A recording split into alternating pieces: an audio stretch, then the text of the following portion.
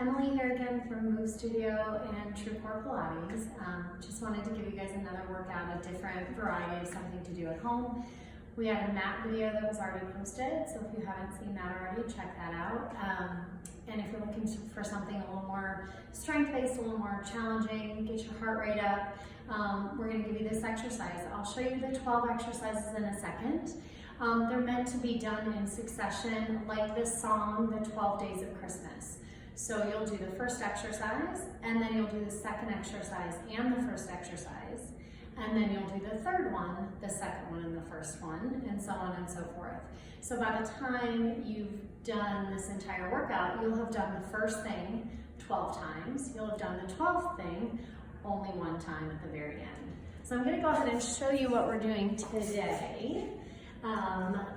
These are the exercises, and I'll post a picture of this or try to put the exercises in the comments.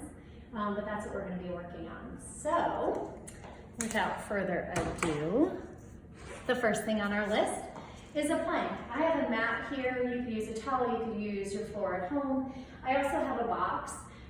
You could use a chair. You could just use the floor. Whatever you have available to you in the space you're working in. So the first thing we're going to do is a plank. You're going to come all the way down onto your hands, assuming you've already warmed up for about 5 or 10 minutes. You'll go ahead and bring your hands down on the ground and just holding a plank. The time can be up to you. What I would suggest is predetermine a time so that it's not mentally when you tell yourself you're done. You could also do this down on your elbows. You could do it on your knees. Whatever plank variation you feel like you would like for yourself that day, whether you want to rock, knee across your chest. There's a couple varieties. Your second exercise will be a stance jack. It's a squat with your hands reaching for your opposite foot. So to modify, you would just reach for your opposite toe, up, down, and up. If you're looking for a little more cardio, when you bring those arms in, you jump, squat. So you have 20 of these, 10 on each side. Those are your exercises for stance jacks. That's your second exercise. You would then go back to your plank if you were following along with the song. The next exercise is going to be curtsy squats, 13 on each leg. So you'd start with one leg centered, take your other leg out. You're going to squat down, putting most of your weight in your hip and seat on the leg that's staying stable, big toe staying down, and then lift up. Lower, and lift, lower. You would do 13 on each side. We'll then switch to the other side. Same thing, chest lifted, abs in, lower, and lift, lower. If you had weights at home, you may want to add a weight, right? You may not want to go down as far if that's something that you need to modify for knees. So you'll do 13 on each side, and then you would go back, repeat your stance jacks, repeat your plank. The fourth thing is push-ups. So push-ups on your mat or on the floor, hands right underneath those shoulders, feet are back. You could do them with a regular wide push-up. You could do a tricep push-up, or you could do them on your knees. Either way. And the good news is you only have 4 of them. Going back to those curtsy squats, stance jacks, back to your plank. The next thing is double leg stretch. We're going to take to our mat for this. So you're going to go ahead and lay down on your mat. If your chair is here or your box is here, you can let your feet rest on it. You'll lay down on your back and bring your legs up into a tabletop. You'll nod your chin to your chest, curling your head, neck, and shoulders up, hugging tight to the side of your shins. You're trying to stay lifted through your rib cage so that you don't let your upper body start to lower back. You're going to reach your arms in one direction, legs in the other direction. Exhale, pulling back in. 4 more reach, and then back in. 3 reach. This can also be done with your head down. It can also be done with a little bit of a shorter reach or a one leg reach if you need to, right? 5 of those, both feet and legs moving at the same time. And then you'll go ahead and come on up, and we'll go ahead and go back to your push-ups Curtsy squats, stand jacks, planks. The next thing is lunges. A couple different ways you can do your lunges. Make sure your feet are hip distance apart. You want your shoulders relaxed. You'll take one foot stepping all the way back. Down into your lunge. You want your front knee to be over your ankle. Back knee drops down, abs are in. You could come up and find a tap. You can find a balance. Put your foot all the way down. The other way you could go is you could step forward into your lunge, taking a big step forward, lowering down that way. Still a nice wide distance between those legs. If you were to look at it head on, you want to make sure your feet are hip distance apart, abs are pulled in, shoulders are over hips, and those knees aren't diving in or out. You're not forcing that knee over your ankle. Okay, so we'll do 6 lunges on each leg and then go back through all the rest of your exercises again. Then we'll come back down to the floor. The next thing is 6 bicycles. So you'll go ahead and lay down on your back. Legs again will come up into your tabletop.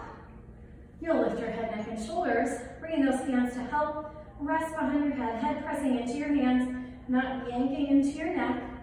You'll take one leg long and you'll turn towards your bent knee. Other side switch. You want to make sure your hips stay still. You're not trying to do as many as you can at one time. You want to take your time. If you need to do this without the legs, you could keep them in the tabletop. You could also keep them down on the ground. Same thing up and over. If you need to take a break in the center, or keep your head, neck, and shoulders lifted and gently switch to the other side. We'll then go all the way back through those lunges, back through the top to your plank. And then the next thing we do, we're going to be sitting as well. So you're going to go down on your mat. So you're going to go ahead and lay down on your back. If you're using a chair, if you're using a bench, if you're using the floor, either way, you want to make sure that your hips are close to your heels. You feel this connection between your heels and your seat. So you're already kind of pulling those two spaces towards each other. Inhale your breath. You're going to exhale, tilt your hips, tuck your tail. We'll scoop and lift up. We'll hold at the top. Without shifting in your hips one way or the other, you're going to take one leg to the ceiling, and here's where your exercise starts. You're going to do 8 single leg bridges. So you're going to lower that hip line down, tapping your tail and driving up. Not wobbling or collapsing, right? So you want to stay lifted, head, neck, and shoulders are relaxed. We're not pressing into the back of your head, abs stay pulled in. You would do the same thing on the other leg, 8 on the other side as well. Hips stay level. You'll lower down, tap, drive up. Abs stay pulled in. This distance stays even as you lower down. Think about keeping your ribs down and pressing your tailbone down, lifting it right back up again. We'll go all the way back through, right, from your bicycles all the way to your plank. And then the next thing we have for you is tricep dips. So you could do these on the ground, you could do them on a chair or on a bench. You want to make sure that your feet are right underneath you. I'll show you ways to make it a little bit harder. Hands are by your sides. Step your feet out slightly so when you let yourself come off of your bench, your hips are just off the edge. Abs are pulled in and you're trying to make your neck as long as you can get it. Those elbows will go back behind you and press up. Elbows back behind you, press up. The depth of your movement will indicate how hard this is to get your body back up. What you don't want to do is start to pull your hips away, putting undue pressure into the front of that shoulder. If you do need to make it harder, possibly you add a leg lift, or take those legs out in front of you, making sure those hips stay close to your box again. Same thing on the floor. You could do this on the floor with your knees bent, fingertips pointing forward, nice hip lift, make your body like a table, elbows back, elbows forward. The range will be a little shorter, but the work will be the same. And then go all the way back up from the beginning. Number 10 is something we all love, burpees. There's a million ways to do them. You can take your arms up over your head, hands down, feet back, push up, jump into a nice wide squat, and jump up. You could walk any part of that you like. So hands down, walking your feet back, push up, walking your feet in, standing up. You could take the push-up away completely. Hands down, walking or jumping your feet back, walking or jumping them back in, and lift.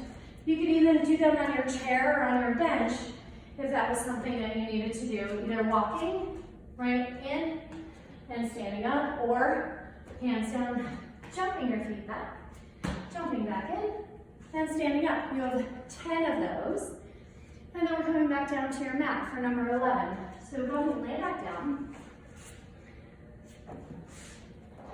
After you've done everything again, your legs will come up to the ceiling, one at a time. So will your arms. Arms are gonna reach to your toes.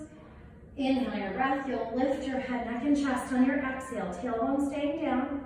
And then from your rib cage, without lifting your tush, you're gonna do little lifts 11 times towards your toes. Now, if you're not a head, neck, and shoulders lifter, you could take this back down to the ground, bend your knees, and then you could just tap one leg down, one leg up. You could also do that with long legs, one leg down, one leg up, right? Or even both legs, if you need to keep your head, neck, and shoulders down out of your work. You'll do 11 of whatever variation you choose for that. And then the very last thing we have is 120, 120, you heard that correctly, mountain climbers. It's 60 on each side. So when you do that, you're gonna bring those hands down, you're gonna come back into that push-up position. One knee comes into your chest, they switch quickly, side to side. Okay, shoulders staying over your elbows and wrists. Abs staying pulled in. It's not a bounce of your butt, right? And not a switch of your legs hard here.